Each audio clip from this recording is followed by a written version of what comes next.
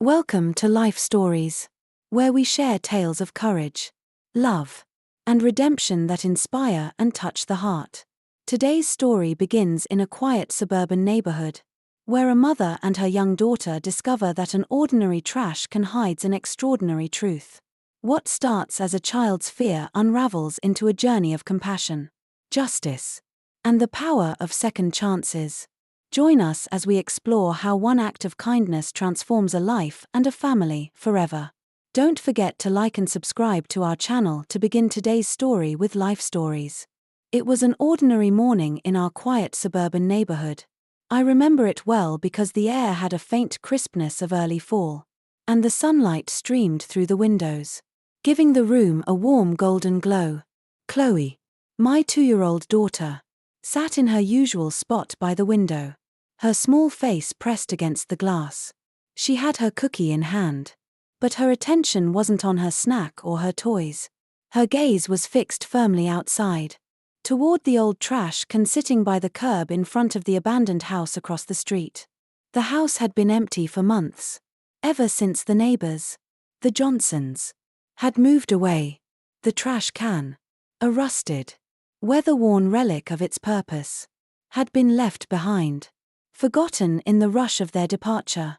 It was nothing remarkable, a faded green bin with a tilted lid, but Chloe's wide eyes and her unusual stillness made it seem like it carried some hidden weight.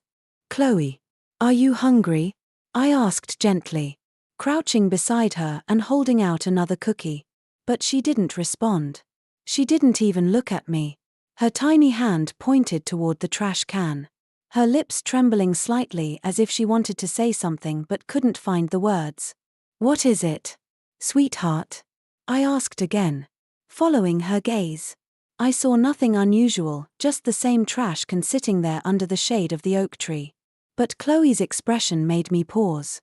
There was something different about her today, a shadow of fear in her eyes that didn't belong to her usually cheerful demeanor. "It's okay," I reassured her, brushing a strand of hair from her rosy cheek. "There's nothing out there to be afraid of, love. Just the old trash can. It's empty." But Chloe didn't seem convinced. She pointed again, her little finger trembling. Her lips moved, forming words too faint for me to hear. And then she turned to me, burying her face in my chest as if seeking safety from something invisible. I hugged her tightly, stroking her back, though I couldn't shake off the odd feeling creeping up my spine. Chloe wasn't a timid child. She loved to explore the world around her, often laughing with boundless energy that filled our home with joy. So, her sudden change unsettled me. I tried to brush it off, telling myself that children often fixate on the oddest things, a shadow, a noise, or even a peculiar object. But as the days passed, Chloe's behavior grew stranger. Each time we walked past that trash can, she would freeze, clutching my hand tightly. Her face would go pale, her eyes wide with fear, and no amount of coaxing could ease her discomfort. One afternoon, as I was preparing lunch, I noticed her standing by the window again, staring out at the trash can. Her small frame was tense, her hands gripping the windowsill as if holding onto it for support. I approached her cautiously, my voice soft and soothing. "Chloe, what do you see out there?" I asked. She didn't respond right away. When she finally spoke, her voice was barely audible, a trembling whisper that sent a shiver down my spine. "The person, in the darkness," she said. I froze. My heart skipped a beat as I glanced out the window, scanning the area around the trash can. But there was nothing there, no movement, no shadows, nothing that could explain her words. I turned back to Chloe, who was now clinging to my leg, her face buried against me. "There's no one there, sweetheart," I said, my voice faltering despite my best efforts to sound calm. "It's just the trash can. Maybe you saw something else, a bird or a squirrel." Chloe shook her head vigorously, her grip tightening. Her reaction unsettled me deeply. I tried to reason with myself. Children have vivid imaginations, I thought. It's probably just her way of processing something unfamiliar. But deep down, I couldn't shake the uneasy feeling growing within me. That night, I had a dream, a strange, unsettling dream. In it, I was walking through a dense darkness. The air around me heavy and oppressive. I could hear faint whispers and a rustling sound, but I couldn't see where they came from. Then, in the distance, I saw the trash can. It loomed larger than it should have, its lid slightly ajar as though beckoning me closer. I felt an overwhelming sense of dread, but I couldn't stop myself from approaching. As I reached out to touch it, a cold, suffocating air seeped out, and I woke up with a start, my heart racing and sweat beading on my forehead. The dream lingered in my mind as I looked over at Chloe, who was sleeping peacefully beside me. Her small face was serene, untouched by the fear that haunted her during the day. But I couldn't shake the feeling that her fear wasn't just a product of her imagination.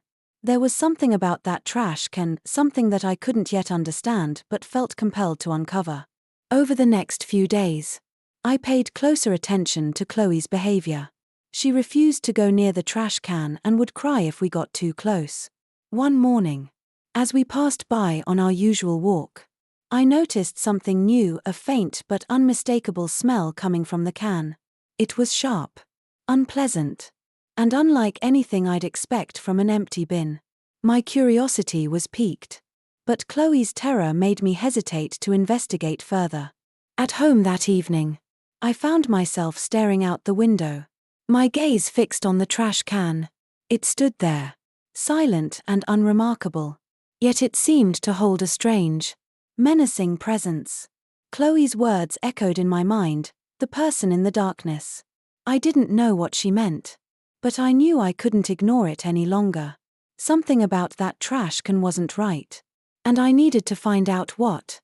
As the days passed, Chloe's fear of the trash can only seemed to grow. Her usual cheerful nature was replaced by a nervous energy that left me worried. Whenever we approached the trash can on our walks, Chloe would clutch my hand so tightly her little fingers would turn pale. She refused to look at it, turning her head away and muttering softly, "No, Mommy, don't go near it." Her voice trembled with a fear that seemed far too real for a child's imagination. I tried everything to ease her fears, gentle reassurances, playful distractions, even walking a longer route to avoid the trash can altogether. But nothing seemed to help. Chloe's unease lingered. And, truthfully, so did mine.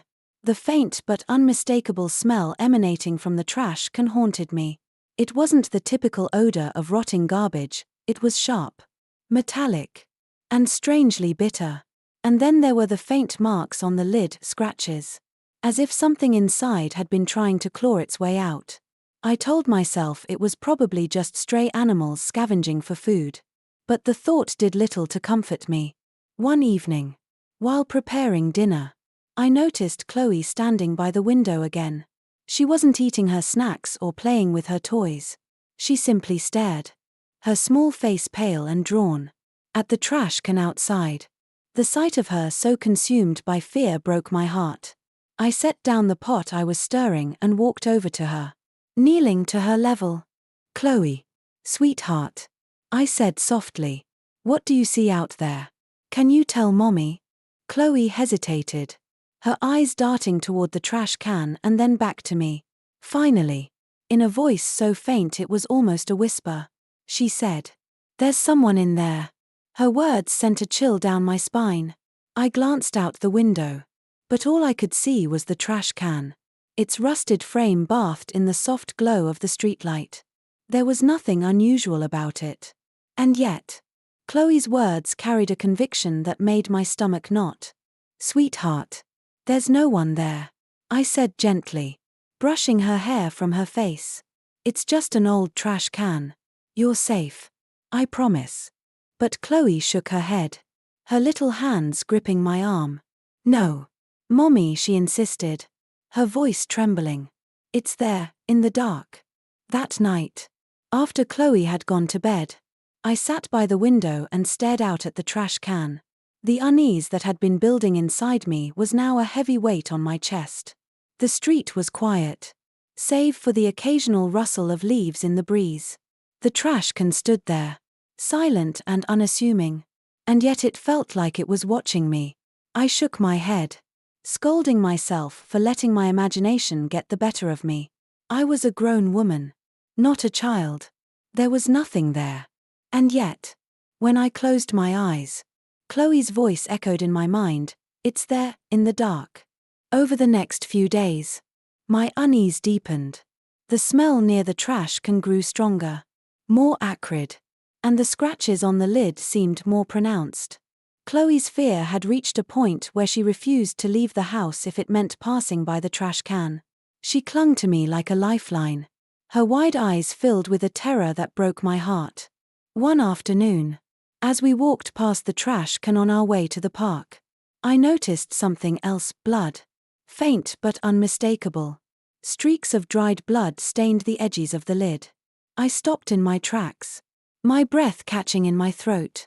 Chloe tugged at my hand, her voice trembling.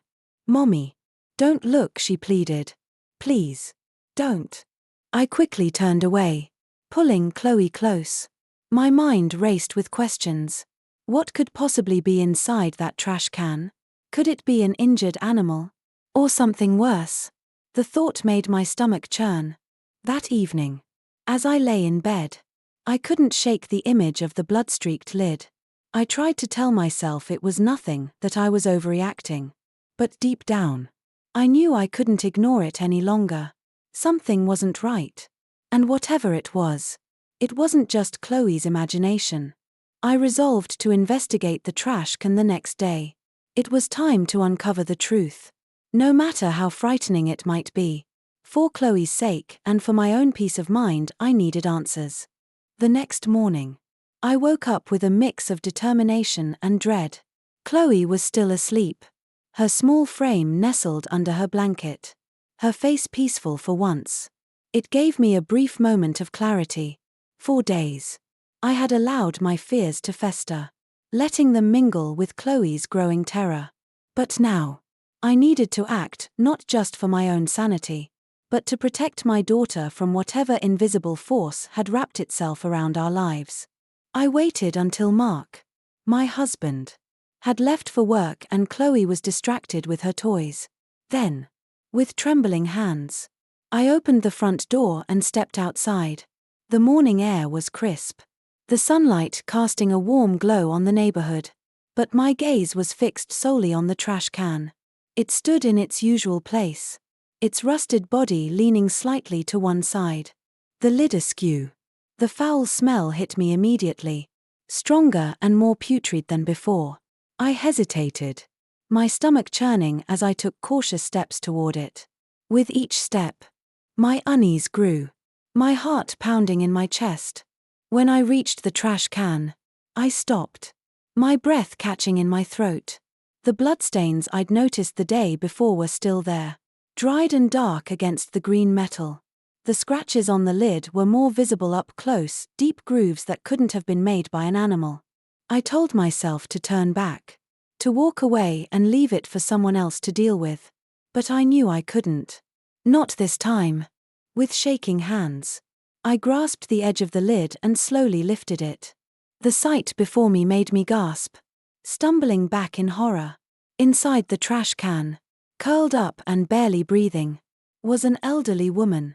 Her frail body was bruised and battered, her clothes torn and filthy.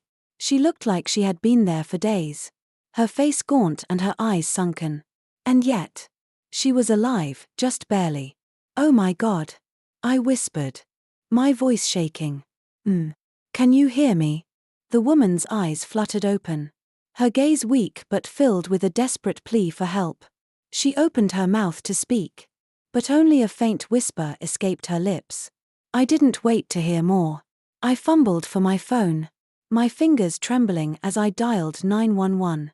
"There's a woman, she's in terrible condition," I stammered to the operator. "She's been left in a trash can. Please, send someone quickly." The operator assured me that help was on the way. But the seconds felt like hours as I crouched beside the trash can, speaking softly to the woman. "You're going to be okay," I said. my voice trembling. Help is coming. Just hold on. The woman's hand moved weakly, reaching for mine. I took it gently, my heart breaking at how cold and frail it felt. Thank you, she whispered, her voice so faint I had to lean in to hear her. Thank you for finding me. Tears welled in my eyes as I looked at her. How could someone have done this to another human being? To leave her abandoned, hidden away as though her life didn't matter, it was unthinkable. When the paramedics arrived, they worked quickly to lift her out of the trash can and onto a stretcher. I stayed close, holding her hand as they checked her vitals and reassured her. One of the paramedics looked at me, his expression grim. She's in critical condition, he said. But she's lucky you found her when you did. I nodded, unable to find the words to respond. As they prepared to take her to the hospital, I asked if I could ride along. I couldn't bear the thought of leaving her alone after everything she'd been through. Sitting in the ambulance, I held the woman's hand tightly as she drifted in and out of consciousness. Her name was Margaret Thompson, and in those brief moments of clarity, she told me bits and pieces of her story. She had been abandoned, she said, left to fend for herself when her health began to decline. Her son, Brian, had taken everything from her, her home, her savings, her dignity, and now, it seemed, he had tried to take her life as well. As we arrived at the hospital, I made a silent vow. I didn't know how yet, but I would make sure Margaret found the justice she deserved. She had suffered enough, and I wasn't going to let her face this battle alone. At the hospital, Margaret was rushed into the emergency room. I stood outside, pacing back and forth, my mind a whirlwind of thoughts. The weight of what I had just witnessed bore down on me heavily. How could anyone be so cruel as to leave an elderly woman in such a state? Margaret's frail whispers, her broken voice, and the desperation in her eyes replayed in my mind like an echo I couldn't escape. A doctor emerged from the emergency room about an hour later. His face was solemn, but there was a glimmer of hope in his eyes. "Are you the one who brought her in?" he asked. "Yes," I replied, my voice shaky. "How is she?" "She's stable for now, but her condition is serious," he said. "She's malnourished, severely dehydrated, and has several injuries, some old and some recent.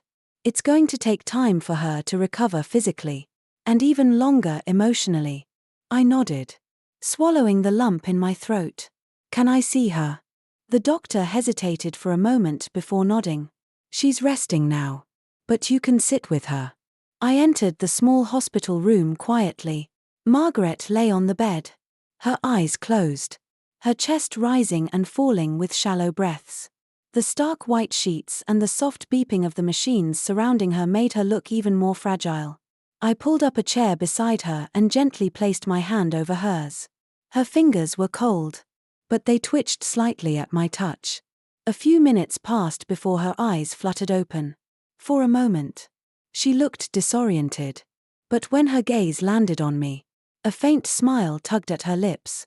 "You stayed," she whispered, her voice hoarse. "Of course," I said softly. "You're not alone, Margaret. I'm here." Tears welled in her eyes, and she gripped my hand weakly. "Thank you," she murmured. "I thought no one would ever find me." Her words pierced my heart. I wanted to tell her it wasn't her fault, that she didn't deserve what had happened to her. But I also knew that what she needed most in that moment was reassurance. "You're safe now," I said firmly. "No one can hurt you anymore." Margaret's story began to unravel slowly over the next couple of days. With every visit I made to her hospital room, she shared more pieces of her life. She had been a devoted mother, sacrificing everything for her only son, Brian. But as he grew older, greed consumed him. He saw her not as a mother but as a means to an end, a way to gain access to her savings and property. When she became too much of a burden, he discarded her like trash, leaving her in that bin to die. Her words made my stomach churn with anger. I couldn't fathom how someone could treat their own mother this way. Margaret didn't ask for pity or revenge, she only wanted peace. I don't care about the money or the house, she told me one day, her voice barely above a whisper. I just wanted to be loved, to matter to someone. You do matter, I said, gripping her hand tightly. What he did to you was inhuman. And we're not going to let him get away with it. I spoke to my husband, Mark, that evening, recounting everything Margaret had told me. His face hardened with anger as he listened. His jaw clenched. We can't let this go, he said firmly. She deserves justice. We decided to report the abuse to the authorities. The next morning, I contacted the police and shared Margaret's story. An officer came to the hospital to take her statement. Margaret was hesitant at first, her voice trembling as she recounted the horrors she had endured. But as she spoke, I could see a spark of resolve growing within her. She wasn't just telling her story, she was reclaiming her power. The officer assured her that an investigation would be launched immediately. This is a clear case of elder abuse and neglect, he said. We'll make sure the person responsible is held accountable. Margaret looked at me after the officer left. Her eyes filled with gratitude. I couldn't have done this without you, she said. You gave me the courage to speak up. Her words humbled me. All I had done was listen and care. But to her, it was everything. You're so strong, Margaret, I said, tears brimming in my eyes. And we're going to see this through together. In the days that followed, the police investigation moved swiftly. Evidence of Brian's abuse began to surface, and a warrant was issued for his arrest. Margaret's story wasn't just a tale of pain, it was becoming a beacon of hope. A reminder that no matter how dark life may seem, there is always a way forward. And I was determined to walk that path with her. The morning after Brian's arrest warrant was issued, I woke up feeling a strange mix of relief and determination. For the first time in weeks, I felt that justice might actually be served. Margaret was still in the hospital, but her condition was improving slowly. Every time I visited her, I saw a spark of life returning to her fragile frame. Mark and I decided it was time to take the next step. We wanted to offer Margaret not just safety, but a sense of belonging, a family. After discussing it late into the night, we agreed that Margaret should come live with us once she was discharged from the hospital. It wasn't a decision we made lightly, but every time I thought of her story, of her tear-filled eyes when she said she just wanted to matter, I knew it was the right thing to do. That afternoon, we went to visit Margaret together. Chloe was with us, her small hand clasped tightly in mine. Despite her earlier fear of the trash can and the darkness surrounding it, she seemed to sense that something good was coming from all of this. When we entered Margaret's room, Chloe hesitated for a moment, then walked up to her bed. "Hello," she said shyly, looking up at Margaret with wide, curious eyes. "Are you feeling better now?" Margaret's face softened, her eyes filling with warmth. "Hello, sweetheart," she replied, her voice still weak but steady. "I am. Thanks to your mommy and daddy." Chloe beamed and climbed onto a chair beside the bed. "You can come to our house," she said brightly, her innocence cutting through the tension in the room. "Mommy makes the best pancakes." I couldn't help but smile at my daughter's enthusiasm. Margaret's eyes glistened with tears, and she reached out a trembling hand to stroke Chloe's hair. "You're so kind," she said softly. "I would like that very much." As we left the hospital that day, Margaret's expression stayed with me, hopeful, yet hesitant, as if she was afraid this new chapter might disappear before it even began. I made a silent promise to her that we would not let that happen. Over the next week, Mark and I worked tirelessly to prepare our home for Margaret. We cleaned out the spare room, adding soft blankets, fresh flowers, and a cozy armchair by the window. Chloe was thrilled to help, running around the house with her usual energy.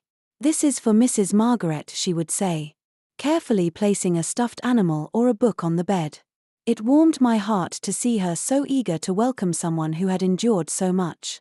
When the day of Margaret's discharge finally arrived, we went to the hospital to bring her home.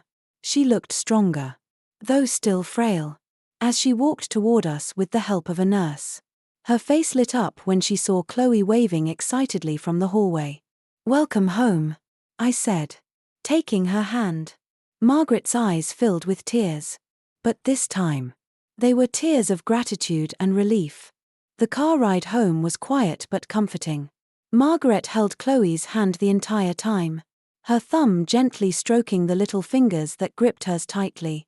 When we pulled into the driveway, Chloe jumped out of the car and raced to open the door. "This way, Mrs. Margaret," she called, her voice full of excitement. We led Margaret inside and showed her the room we had prepared. She stood in the doorway for a long moment, taking it all in. "This is too much," she whispered, her voice thick with emotion. "I don't deserve all of this." Mark stepped forward and placed a reassuring hand on her shoulder.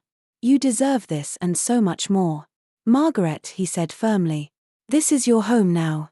That evening, we had a simple dinner together, nothing fancy. Just spaghetti and garlic bread, but it felt special. For the first time in what must have been years, Margaret smiled and laughed, her eyes shining with a mixture of joy and disbelief. Chloe stuck close to her, chatting animatedly about her favorite games and stories. It was a sight that filled me with indescribable warmth. As the night drew to a close, Margaret hugged me tightly before heading to her room. "Thank you," she whispered, "for everything. I don't know how to repay you." "You don't need to," I said, squeezing her hand. "You're family now, Margaret. That's all that matters." As I tucked Chloe into bed that night, she looked up at me with her big, curious eyes. "Mommy, will Mrs. Margaret stay with us forever?" I smiled, brushing a strand of hair from her face. "I hope so, sweetheart," I said, "because she belongs here, with us."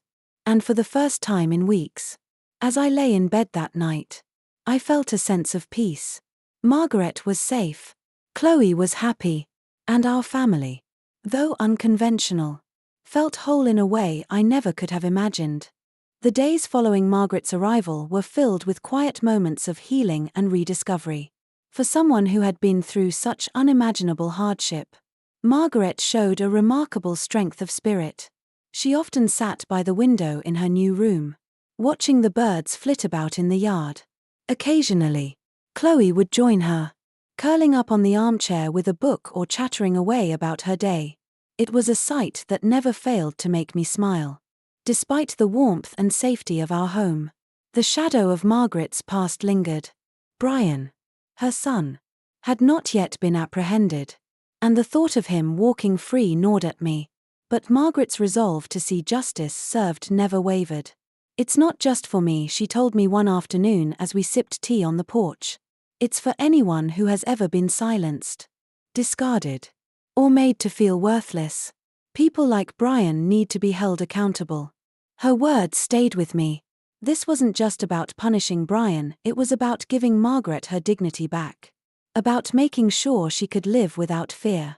A week after Margaret moved in, we received a call from the police officer handling her case. "We've located Brian," he said. "He's been taken into custody, and the evidence against him is strong. He'll face charges for elder abuse, neglect, and attempted homicide." When I relayed the news to Margaret, her reaction was quiet but profound. She didn't cry or express anger. Instead, she let out a long, shaky breath, as if a weight she'd carried for years had finally been lifted. "It's over," she whispered. "I never thought I'd see the day." Mark and I reassured her that this was just the beginning of a new chapter, one where she could truly start to heal. Over the next few weeks, we helped her prepare for the legal proceedings, accompanying her to meetings with lawyers and court hearings. Through it all, Margaret's courage never faltered. She faced each challenge with a quiet determination that inspired me deeply. At home, life began to settle into a comfortable rhythm. Margaret quickly became a beloved member of our little family. Chloe adored her, often dragging her outside to play or asking her to read bedtime stories. Mark and I cherished the warmth and wisdom she brought to our lives. Her laughter, once so tentative, now filled our home as naturally as Chloe's. One evening, as we sat around the dinner table, Margaret suddenly grew thoughtful. "I want to give something back," she said, her voice steady.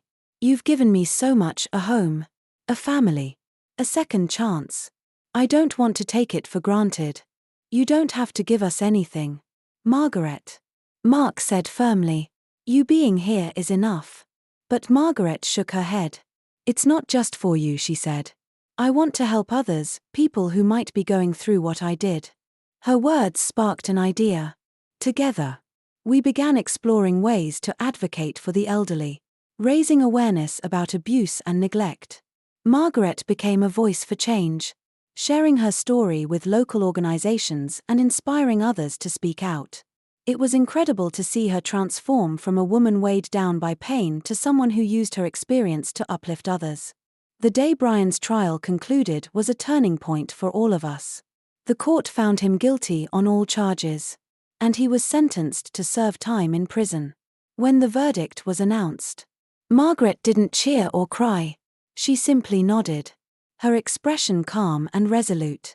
"Justice doesn't erase the pain," she said later, as we drove home, "but it does give me the strength to move forward." That night, as we sat together on the porch, Margaret turned to me with a smile. "You saved my life, Emily," she said. "You didn't have to, but you did.